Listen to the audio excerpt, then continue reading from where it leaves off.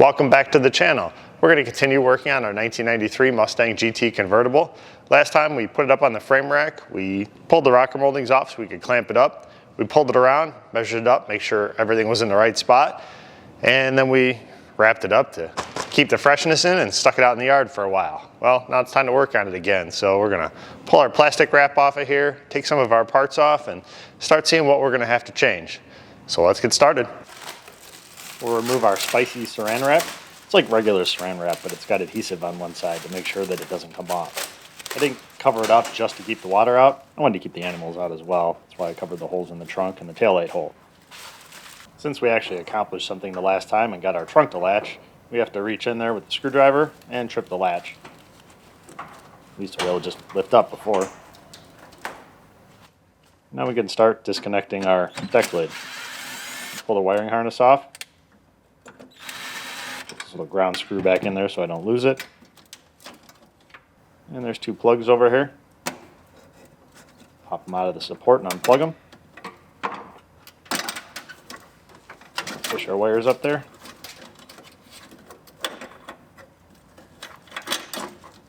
We'll stuff the harness inside the trunk support. That way it won't be dangling around, getting caught on stuff when our hands are full and we're trying to maneuver this thing and end up dropping it on something. And we can go ahead and remove our trunk springs. You always want to take off whatever's holding the trunk up or hood up or whatever first, whether it's a shock or a spring, because otherwise you're going to forget when you're doing the hinges. Not to mention, once we take these out, we can open the trunk up a little further.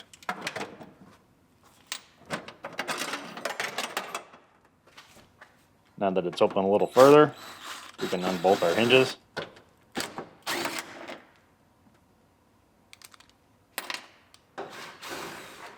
The other side. And our trunk is ready to come off.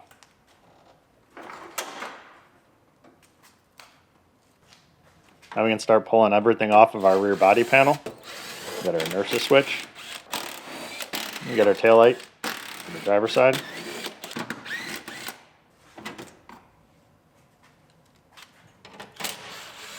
Got a ground wire. And what's left of our taillight on the passenger side. I don't think we're going to be reusing this, so you know what we do with it. I like to pull our upper bumper support bracket off of there. Finally found a use for that 9mm socket. To dust it off. Now we can remove our trunk hinges from the body.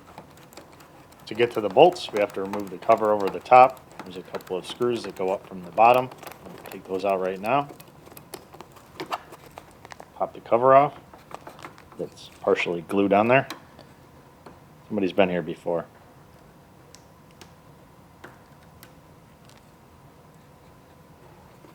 Make sure we're not breaking anything. That plastic trim is fragile and not cheap.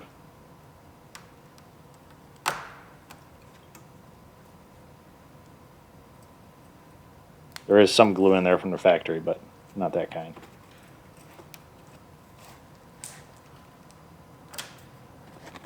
Pick up our screws. Put a wrench on the nut on the back side. Spin the bolt out. And there's one more self-tapping one in there. And our hinge is off. We're going to do the same thing on the driver's side. If you're thinking, wow, what a dumb design. Why would they put it together like this? It's so inconvenient. Well, it's actually because I'm doing it wrong. It's meant to go together, these parts on first, and then the top gets bolted up. So to take it apart properly, you take the top down, and then all these bolts are much easier to get to. However, I'm in complete denial that I'm going to have to take the top down, so I'm doing it the hard way. It's a little bit more of a struggle, but it does come apart. Get all the nuts on the back side of this trim piece. And then we can gently pry it up. Careful not to break those studs out of there. And we'll get that glue out of there. And it comes right off. We'll pull our Phillips screws out of the back. There's a couple little plastic shims in there. They're stuck to the body for right now, but I'm sure they'll fall off and get lost eventually. Now we can continue with our trim pieces that run down the sides. There's a couple of nuts on the back side of there, and this very front one, it's actually pretty easy to get to if you have a ratcheting wrench that also swivels. Let's put our top all the way down because there's one Phillips screw that it covers up. So we'll get that out of there. And we're very gently going to try to pull this off without breaking all the studs on the back of it. Get our screw out of the inside there. And take off all the nuts on the back side. This front one was actually slipped off of there, so we didn't actually have to loosen it up. And all of our studs survived. There's a little gasket underneath that piece, riveted on, so we're just going to drill the heads off the rivets and pop that piece off of there. And it's now a two-piece design, so we're going to take the other half off.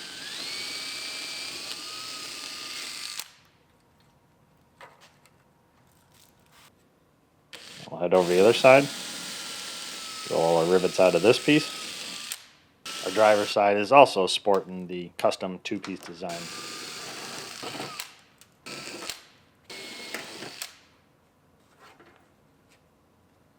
We'll pull our GT quarter molding off of here. A couple studs on the inside at the top. A couple on the back. We got some Phillips screws inside the wheel well.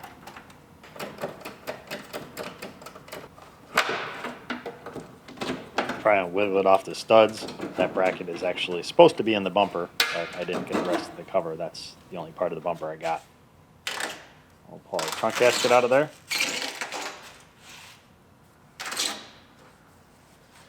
Now I've come back to reality, and after my struggle getting those moldings off, realize I'm going to have to take the top down anyway. So we need to take all those nuts off the studs. Pull this little plastic piece off and we'll be able to get right to them. There's a couple screws on that plastic piece. I figured I'd show you ahead of time because you're not going to be able to see much with me in the way here, but now you know what I'm doing, because I don't. Pulling that little plastic piece out of there. That just keeps the top from rubbing through on those studs when the top goes down.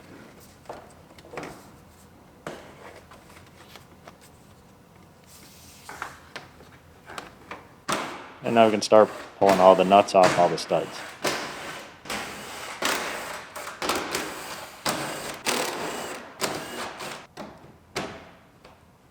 You get the center down, that holds the back window up. So the back window just kind of flops down. And there's the pieces on the sides.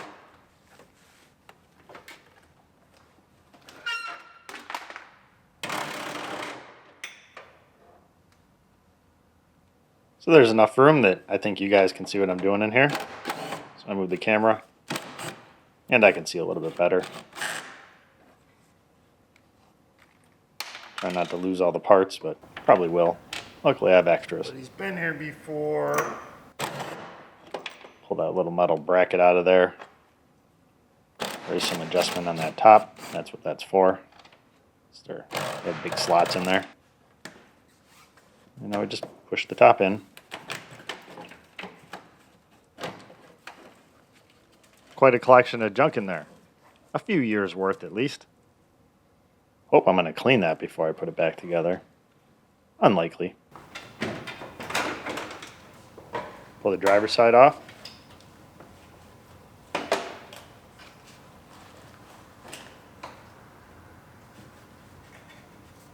Pick up all of our brackets and nuts that we have dropped in this little channel.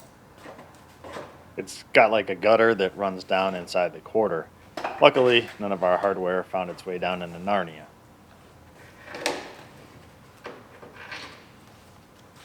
Tuck our side pieces up. Fold our glass forward. Put a bungee cord on there to hold it up. Cover it all up with some blankets so we can start drilling all of our spot welds out. We're going to drill these spot welds out on the support because they're pretty regularly shaped. The rest of the spot welds on this thing are shaped like eggs and different sizes and different thicknesses and different angles. They just kind of welded anything anyway. They didn't care.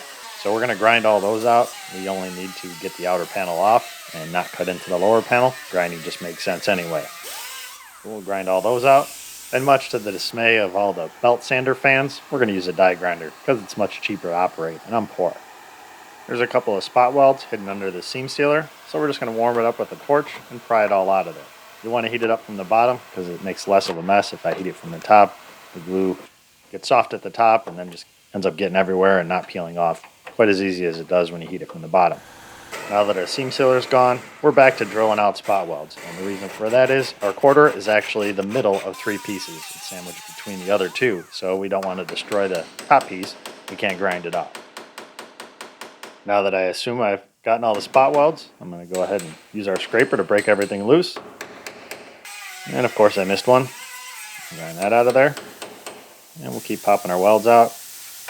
Now we'll grab Big Bertha and see if we got our spot welds drilled out, where the pieces sandwiched together. And we did. Just slide that out of there, and instead of trying to get the scraper in between all those panels, just pull it out of there. They usually break as long as you got pretty close. Use a reciprocating saw to cut the back of this off of here. There's a double and triple panel back here. That's why I don't want to use my favorite tool back here. And you know what we're going to do with that. I know I'm definitely changing the upper body panel, but I'm not sure about the lower. So I'm going to separate the 2 right here. But there is a bracket for the latch support that goes all the way down to the lower panel. So I'm just going to drill the spot welds out of that and separate the 2. I have the light right there on an angle because it kind of casts a shadow and helps me see where these spot welds are. It's not like the newer cars where the spot welds have a little dimple. Some of these are almost as flat as the panel they're welding together. The light helps to make them a little more pronounced and take a little bit of the guesswork out of finding out where the spot weld is. If we were successful in drilling out our spot welds, our little scraper here should be able to pop this loose from the backside. There we go. Now we'll grab our favorite tool, the assault can opener, and we'll make this 2 pieces once again. I could sit here and drill these spot welds out, but since I'm not sure if I'm going to use that bottom panel, there's no sense in taking the time to do that. I just need this piece out of the way. I'm just going to cut it off. If I decide later on that I just want to weld this upper piece to the lower piece and save it, I can do that, and I'll just drill those spot welds out then. This only takes a minute or 2 to run our can opener across it, so that's what we're going to do, just to save time and get this piece out of our way.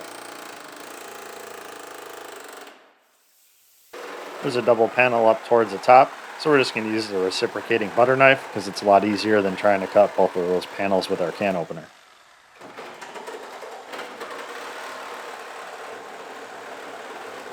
Definitely the dullest saw blade I could find in the shop.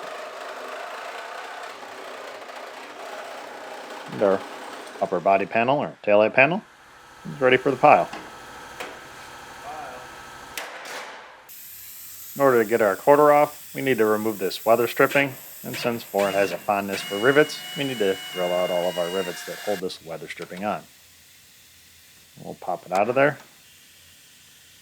tuck it back inside, and now we can start grinding those spot welds on the front of our quarter.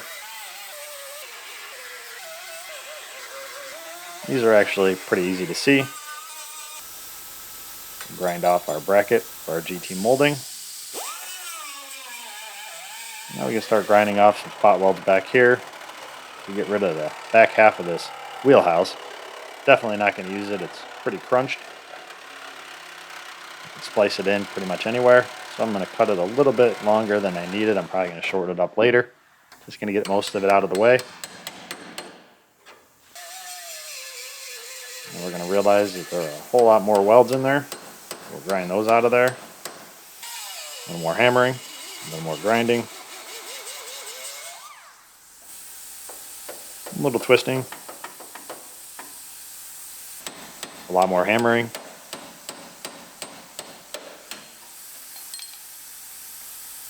more twisting, and now we're just going to violently smash it off of there. It'd probably come off faster if I used the right hammer. I win.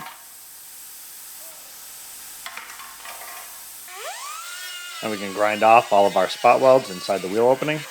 We use our flashlight shadow method to help us see the spot welds like we did on the rear body panel.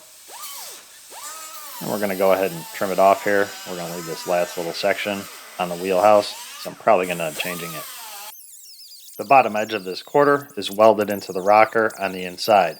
I'm not sure if I'm going to put the whole piece in or section it, so I'm going to cut it a little bit longer. If I decide I'm putting the whole quarter in later, I can always drill those spot welds out. Little wiggle and pull, and see if we can break these spot welds loose.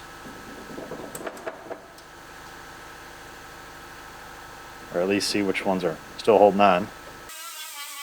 Probably this one I totally forgot to grind off. I think we got it this time. There's always one. Or maybe two.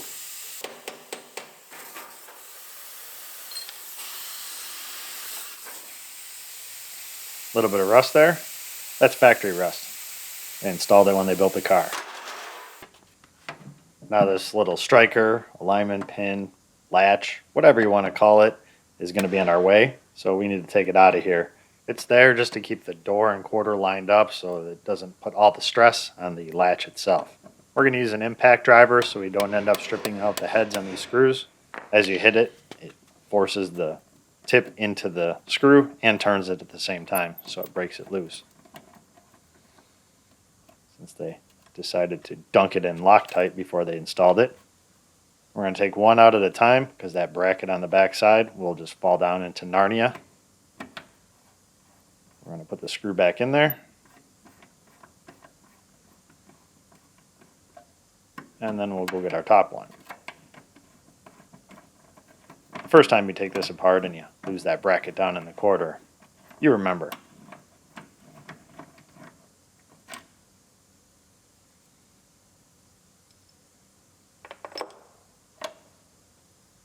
Put our top bolt in there. Then we'll tighten them down so that they don't come loose while we're hammering on everything else. And we start grinding off our spot welds for our quarter panel. Since this side we're only taking our skin off, we're not using any of the inner pieces like we did on the other side, it's a little bit easier. And we're not going to take this bottom section off, we're just going to cut it like we did the front on the other side.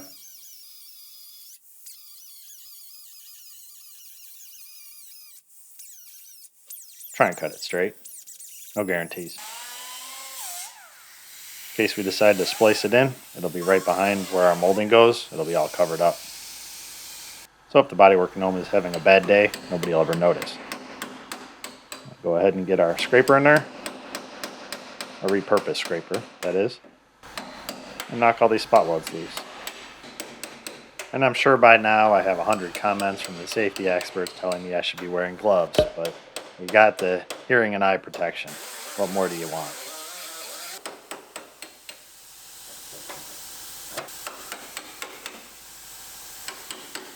A repurposed scraper wouldn't get in there to break the spot welds loose. There wasn't enough room. So I have a right angle breaker. Just hammer that up in there. And it also makes a nice lever to make sure you got all those spot welds out of there. Back to Old Faithful. Knock all the rest of these spot welds out of here. Very gently. Make sure we didn't miss any. And now we need to take this weather stripping out of here again. The one Floyd likes to rivet in there.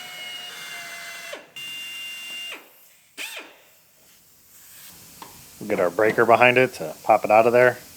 Trying not to tear anything.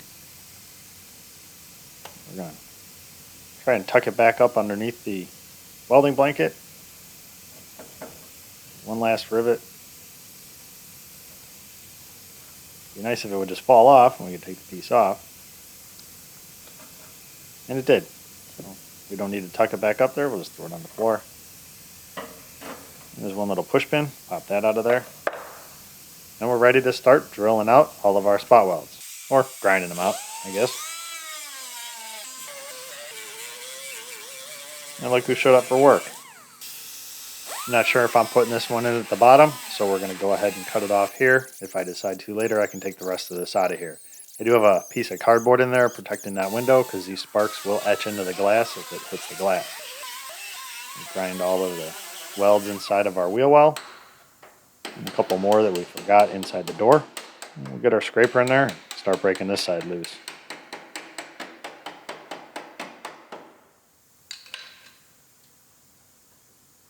Pry it out a little bit. Make sure that our scraper isn't cutting into the wheelhouse. It's only cutting through our quarter. The worse you destroy the wheelhouse, the harder it makes having to weld it all back together. So we want to preserve as much of it as possible. Take our time here. Makes reassembly so much easier.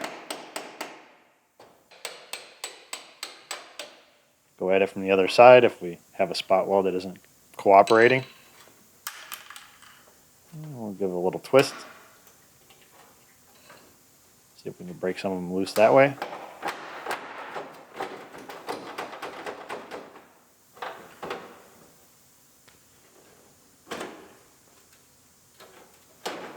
Okay, what'd I miss? Nothing. Just some glue. I win. So that's about as far as we're going to go on the Mustang for today. We got our quarters off, we got our rear body panel off. I'm not sure exactly what I'm going to do with the floor just yet, or the bottom half of the rear body panel. So that's why I left it on there. We're going to start cutting our parts car apart and see how everything comes apart on that and what's not rusted out. It's pretty clean, but I don't know if it's as clean as this thing. So I might end up having to use a lot more of this just so that it's rust free.